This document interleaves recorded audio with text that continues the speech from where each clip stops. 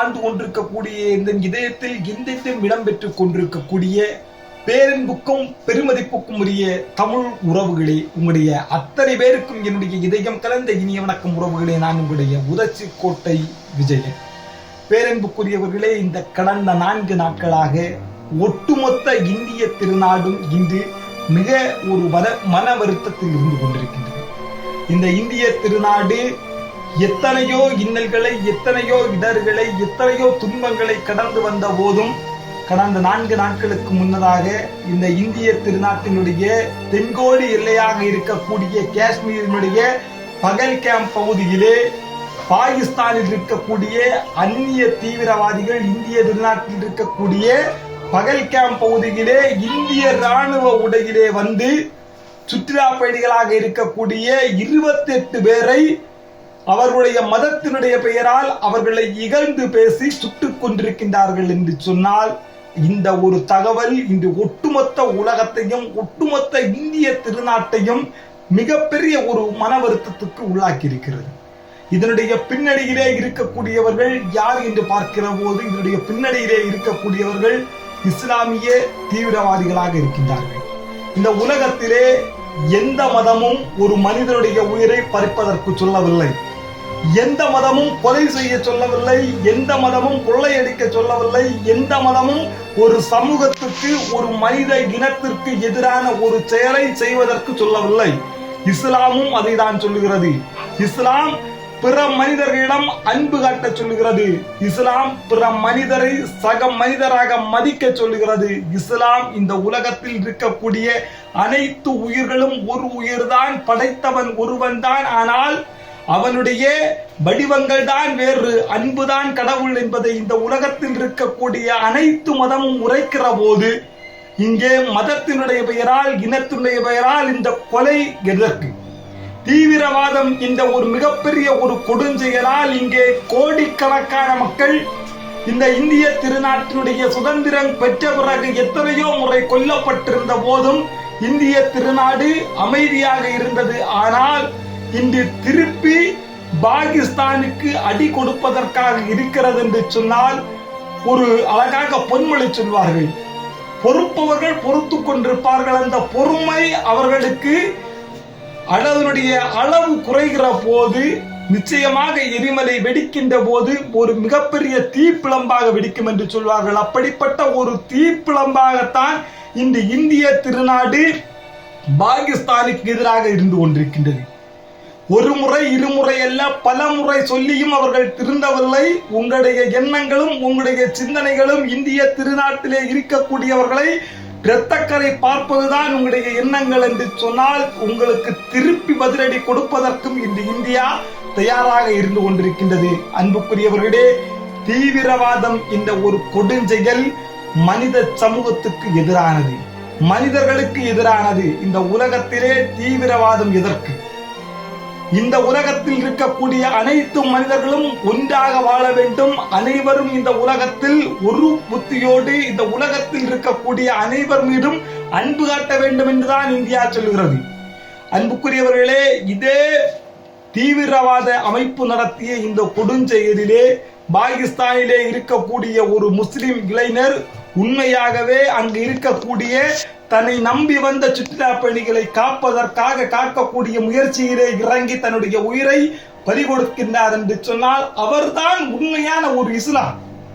ஏனென்று சொன்னால், இஸ்லாமிய மதம் தீவிரவாதத்தை சொல்லிக் கொடுக்கவில்லை, ஆனால் ஒரு தவறான ஒரு எண்ணத்தால், தவறான ஒரு புரிதலால் தீவிரவாதம் இந்த ஒரு சொல்லால் இந்த இந்திய திருநாட்டிலே இருக்கக்கூடிய ஒவ்வொரு மனித உயிரும் பறிபோகிறது என்று சொன்னால், இங்கே பொறுப்பவர்கள் இனி பொறுக்க மாட்டார்கள். இந்திய திருநாட்டிலே இருக்கக்கூடிய காஷ்மீர் மட்டுமல்ல, காஷ்மீரினுடைய தென்கோடி எல்லையில் தொடங்கி குமரியின் எல்லையிலே முடியக்கூடிய அனைத்து மதத்தவரும், அனைத்து இனத்தவரும், அனைத்து மொழி பேசக்கூடியவர்களும் இங்கே தமிழுக்கு அமுதென்று பெயர், அந்த தமிழுக்கு எங்கள் உயிருக்கு நிகர் என்று சொல்வார்கள். அந்த தமிழை கடந்து இங்கே இருக்கக்கூடியவர்கள் அனைவரும் எங்களுக்கு சமமானவர்கள் தான், எங்களுடைய உடன் பிறந்தவர்கள் தான். இங்கே இந்து என்றோ, கிறிஸ்தவன் என்றோ, இஸ்லாமியன் என்றோ இந்த இந்திய திருநாட்டில் பாகுபாடுகள் கிடையாது. ஆனால் உங்களுடைய பாகுபாட்டினுடைய பெயரால் இந்திய திருநாட்டினுடைய உயிரை நீங்கள் இனியும் பறிப்பீர்கள் என்று சொன்னால் இங்கே பொறுத்திருந்த காலங்கள் இனி கிடையாது. அன்புக்குரியவர்களே, பாகிஸ்தான் இனி திருந்த போகிறதா என்று எனக்கு தெரியாது. திருந்துவதற்குரிய வாய்ப்புகளை இந்தியா கொடுத்தது, இனி கொடுக்காது. இனி எந்த ஒரு முயற்சியாக இருந்தாலும் பாகிஸ்தான் தீவிரவாதத்தை கைவிட வேண்டும். தீவிரவாதிகள் இந்த செயல்களில் இருந்து அவர்கள் தங்களை திருத்திக் கொள்ளவில்லை என்று சொன்னால் இந்தியா நிச்சயமாக தக்க பதிலடியை கொடுக்கும். அது இராணுவ முறையாக இருந்தாலும் சரிதான், எந்த முறையாக இருந்தாலும் சரிதான், தக்க பதிலடியை கொடுப்பதற்கு இந்திய அரசு தயாராக இருக்கிறது. இளைய சமூகமே நீங்களும் தயாராக இருங்கள். மாணவ சமூகமே நீங்களும் தயாராக இருங்கள். மனித சமூகமே நீங்கள் இன்றே தயாராக இருங்கள். தாக்குதலை கண்டு இந்தியா பயப்படாது. அது எதுவாக இருந்தாலும் இந்திய திருநாட்டிலே இருக்கக்கூடிய ராணுவ வீரர்களுக்கென்று மிகப்பெரிய ஒரு வரலாறு உண்டு.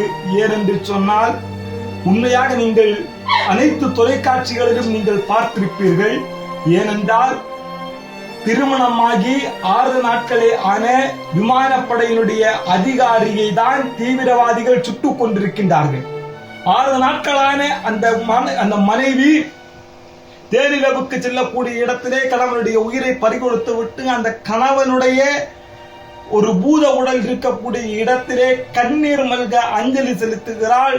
இன்னொரு பக்கம் பார்க்கிற போது உயிர் பலி வாங்கிய தன்னுடைய தந்தையினுடைய உடலுக்கு மகனானவன் அஞ்சலி செலுத்துகிறான். இப்படி அஞ்சலி செலுத்தக்கூடிய ஒவ்வொருவரும் தான் அஞ்சாத சிங்கமாக. இப்ப நீ அம்மானு கதையே, உன் அம்மா, அப்பா, உன் மனைவி, குழந்தைங்க எல்லாரும் பாதுகாப்பா இந்த நாட்டுல வாழ்ந்துகிட்டு இருக்காங்கிற நம்பிக்கையில தானடா இங்கே நீ துப்பாக்கி தூக்கி தெரிஞ்சுக்கிட்டு இருக்க. புனிதமான இந்திய முஸ்லிம் இனத்துல பிறந்துட்டு பாகிஸ்தான் தீவிரவாதிக்கு பல்லக்கு தூக்குறியே, உனக்கு வெக்கமா இல்ல? நான் எதுக்காக வெக்கப்படணும்? இந்தியா கொடுக்காத சுதந்திரத்தை பாகிஸ்தான் தீவிரவாதி எனக்கு கொடுத்தா போனேன். என்னடா சுதந்திரம் இல்ல இந்தியாவுல? இங்க வீதிக்கு ஒரு மசூதி இருக்கு, பாகிஸ்தான்ல ஊருக்கு ஒரு கோயில் இருக்கா? இங்க கோர்ட்ல தலைமை நீதிபதி எத்தனையோ முஸ்லிம்கள் இருக்காங்க. பாகிஸ்தான்ல ஒரு இந்து வக்கீலாக முடியுமா? இந்தியாவுக்கு ஜனாதிபதி ஒரு முஸ்லீம் இருந்திருக்காரு. பாகிஸ்தான்ல ஒரு இந்து வார்டு மெம்பராக ஆக முடியுமா? அவளை எதுக்குடா? 100 கோடி பேரை ரெப்ரசென்ட் பண்ற இந்தியன் கிரிக்கெட் டீமுக்கு கேப்டனா ஒரு முஸ்லீம் இருந்திருக்காரு. பாகிஸ்தான்ல ஒரு இந்து கிரிக்கெட் ஆட முடியுமா? இந்தியாவோட பாதுகாப்புக்காக அணுகுண்டு தயாரிக்கிற அப்துல் கலாம் ஒரு முஸ்லீம். சாரே ஜஹான் சே அச்சா ஹிந்துஸ்தான் ஹமாரான் பெருமையா பாட்டு எழுதினவரு ஒரு முஸ்லீம். யார் ஆட்சிக்கு வந்தாலும் அரசு பொறுப்புல உட்கார வைக்கிற பாத்திமா பீவி ஒரு முஸ்லிம். காலம்பூரா உயிருக்கு மேல நான் நேசிக்கிற நண்பர்கள் எல்லாம் முஸ்லிம்கள். இங்க யாரும் மதங்களை பாக்குறது இல்ல, மனுஷங்களை தான் பார்க்கணும். இந்தியாவில் இருக்கிற எல்லாருக்கும் ஒரே மதம் தான், மனித மதம். இப்ப சொல்றேன் கேட்டுக்க. பாகிஸ்தான்ல இருக்கிற முஸ்லிம்களை விட இந்தியாவில் இருக்கிற முஸ்லிம்கள் சந்தோஷமாவும் பாதுகாப்பாகவும் நிம்மதியாகவும் வாழ்ந்துகிட்டு இருக்காங்க.